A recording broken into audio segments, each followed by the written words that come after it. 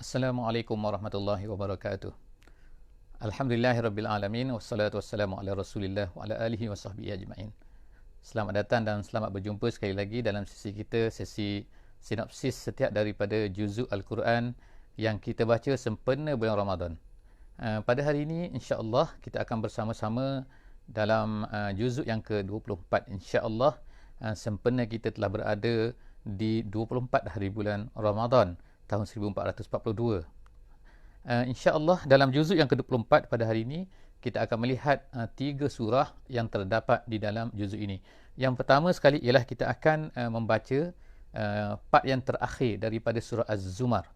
Dan yang kedua kita akan tengok surah Ghafir, iaitu keseluruhannya daripada ayat 1 sehingga ayat 85.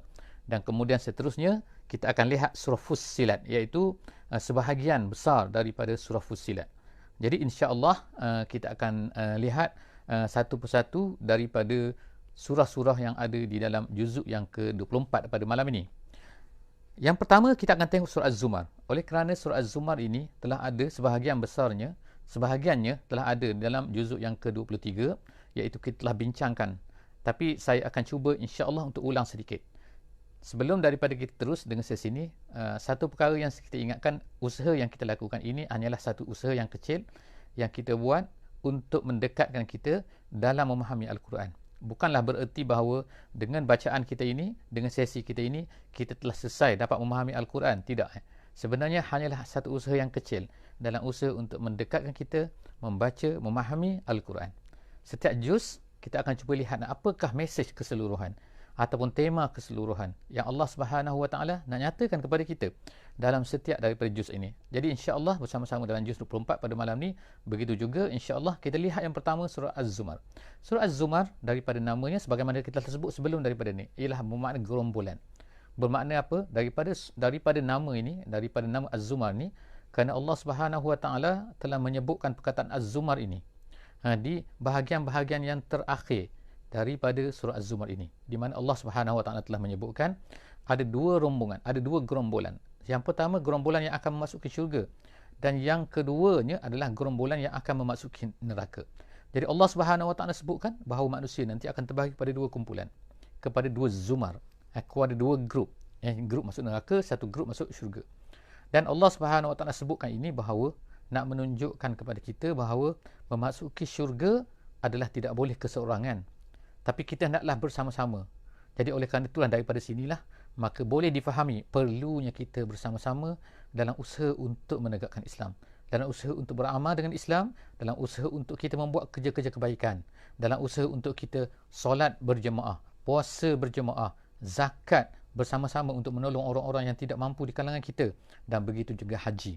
Allah Subhanahu Wa Taala telah syariatkan. Kita lihat bagaimana haji Allah Subhanahu Wa Taala kumpulkan kita pada masa yang sama, pada hari yang sama, di satu tempat, iaitu di Arafah. Tanpa Arafah tidak ada haji. Jadi oleh kerana kita boleh nampak bahawa hikmah daripada perkumpulan ini untuk menunjukkan bahawa perlunya kebersamaan di dalam umat Islam ni. Oleh kerana itulah maka Allah Subhanahu Wa Taala hikmah ini melakukan satu perkara, tetapi oleh kerana ini dan ini mempunyai niat yang bercabang-cabang, jadi itu namanya tidak ikhlas. Ikhlas artinya ialah seseorang itu yang hanya khaliskan, iaitu hanya satu-satunya yang dia ibadati, iaitu Allah Subhanahu Wa Taala.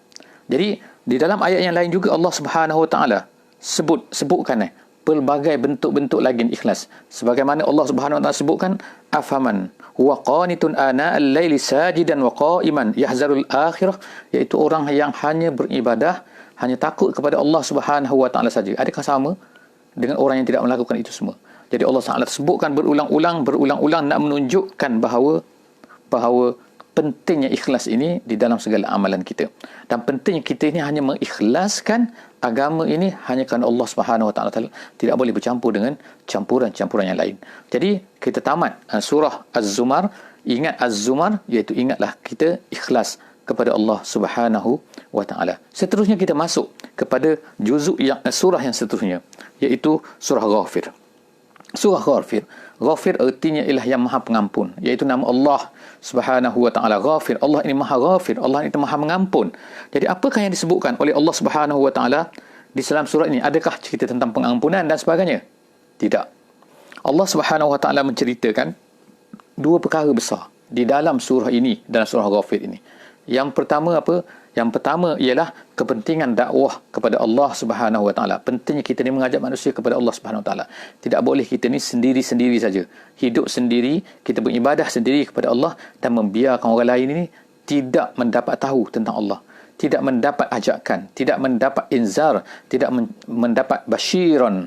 Sebagaimana tugas Nabi adalah menyampaikan, memberi amaran, memberi khabar gembira, menceritakan tentang syurga, menceritakan tentang neraka, maka begitulah juga umat Nabi Muhammad sallallahu alaihi wasallam, mereka sebenarnya adalah bertanggungjawab untuk menjaga kesinambungan dakwah ni.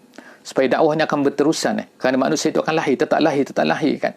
Maka siapakah yang akan mendakwah mereka? Siapa yang akan menceritakan Islam kepada mereka kan? Kalaulah tidak umat Nabi Muhammad sallallahu alaihi wasallam. Jadi surah Ghafir ialah yang pertamanya ialah menceritakan tentang kepentingan dakwah. Perkara yang kedua dalam surah Ghafir ini adalah menceritakan bahawa kepentingan kita ini menyerahkan segala-galanya kepada Allah Subhanahu Wa Taala. Iaitu dalam ayat ini Allah Subhanahu Wa Taala menceritakan wa ufawwidu amri ilallah wa ufawwidu amri, aku serahkan urusanku kepada Allah Subhanahu Wa Taala. Kita namakan dia tawakal, kita namakan apa saja, tapi itulah hakikatnya, itu menyerahkan kepada Allah Subhanahu Wa Taala dalam segala urusan kita. Jadi dalam surah Ghafir ini Allah Subhanahu Wa Taala ceritakan, dan yang pertama tentang kisah Nabi Musa alaihi salam yang menghadapi Firaun, di mana akhirnya Firaun yang maha besar, yang maha hebat ni, kuasa besar dan sebagainya, tapi Musa seorang yang kecil, seorang yang keldil, diarahkan oleh Allah Subhanahu Wa Taala untuk pergi kepada Firaun, untuk menceritakan kepada Firaun satu benda yang amat-amat bertentangan dengan apa yang dipegang oleh Firaun. Firaun mengatakan aku Tuhan, tetapi Nabi Musa mengatakan bahawa itu adalah salah. Tuhan kamu, Tuhan aku adalah Allah Subhanahu Wa Taala. Jadi adakah berani Nabi Musa? Ya, Nabi Musa melakukan itu semua. Kenapa? Itu adalah perintah Allah Subhanahu Wa Taala. Dan kemudian Nabi Musa berkata, wa ufawwidu amri ilallah, wa ufawwidu amri ilallah, aku serahkan kepada Allah. Allah Taala Maha berkuasa. Sebab tu apabila dikejar oleh Firaun sampai ke laut merah, tepi laut, maka ketika Bani Israel semua takut ketika semua Bani Israel mengatakan tak boleh dah, kita akan hancur pada hari ini. Tapi Nabi Musa berkata, aku ada Tuhanku. Jadi Nabi Musa yakinnya kepada Allah Subhanahu Wa Taala, dan Allah Taala selamatkan dia. Seterusnya Allah Subhanahu Wa Taala juga menceritakan tentang seorang daripada ahli Firaun. Ketika mereka nak membunuh Musa AS, ketika Firaun nak membunuh Nabi Musa AS, apa kata lelaki ini? Lelaki ini menggunakan hujah-hujahnya kan. Ataqtuluna rajulan ay yaqula rabbi Allah. Kamu nak bunuh seorang hanya kerana dia mengatakan Tuhanku adalah Allah. Logik yang digunakan oleh lelaki ini sebenarnya yaktum imanahu. Sebenarnya dia telah beriman, tapi dia menyembunyikan iman dia. Dia beriman kepada Nabi Musa, apa yang dibawa oleh Nabi Musa, tapi dia menyembunyikan iman. Dia adalah dari keluarga Firaun. Allah Taala sebutkan dalam cerita dalam surah Ghafir ini. Jadi seterusnya ialah dia membawakan hujah-hujah kan kepada Firaun. Hujah dari segi emosional, hujah dari segi akal, hujah dari segi logik dan sebagainya. Semua logik-logik semua dibawakan untuk mengajar kepada kita bahawa inilah dakwah. Dakwah ni memerlukan kepada kita berfikirkan apakah perkara-perkara untuk mengalahkan hujah-hujah yang dibawa oleh orang-orang kafir, orang-orang yang menentang Allah Subhanahu Wa Taala.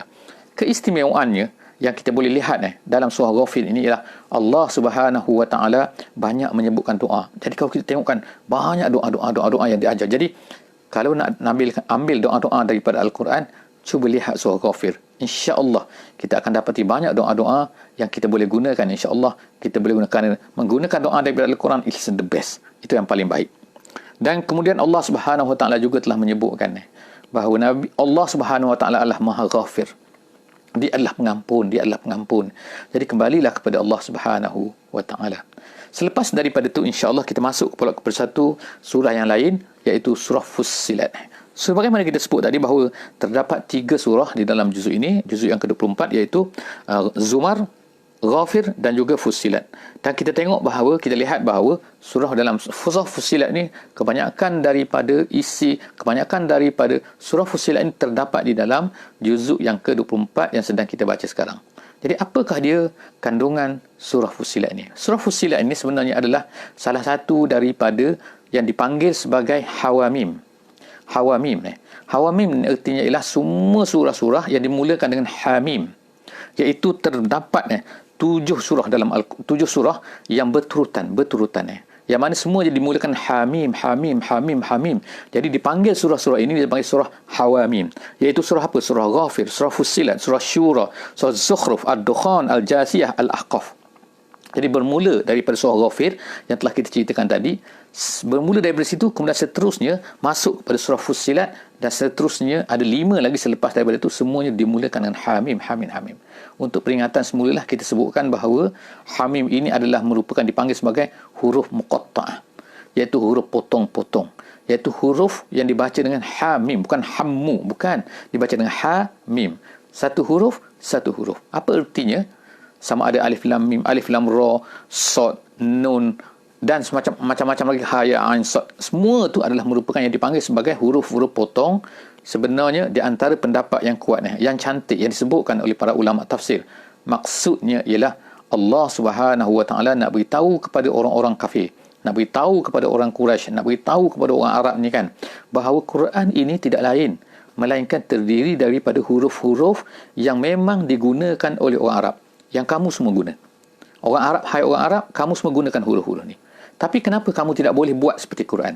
Allah Ta'ala cabar mereka. Buatlah 1 ayat, buatlah 10 ayat, buatlah 1 surah. Semua mereka tak mampu. Sedangkan Allah Subhanahu Wa Ta'ala menurunkan Quran ini daripada huruf-huruf ini juga. Tak lain daripada huruf ini. Jadi kenapa kamu tak mampu? Sedangkan kamu mampu membuat cerita, kamu mampu membuat syair, kamu mampu membuat ini dan itu daripada huruf-huruf ni. Tiba-tiba kamu tak mampu nak gunakan huruf ni untuk lawan Quran. Buatlah seperti Quran. Jadi mungkinlah kita boleh katakan perumpamaannya sebagaimana yang disebutkan oleh ahli tafsir moden.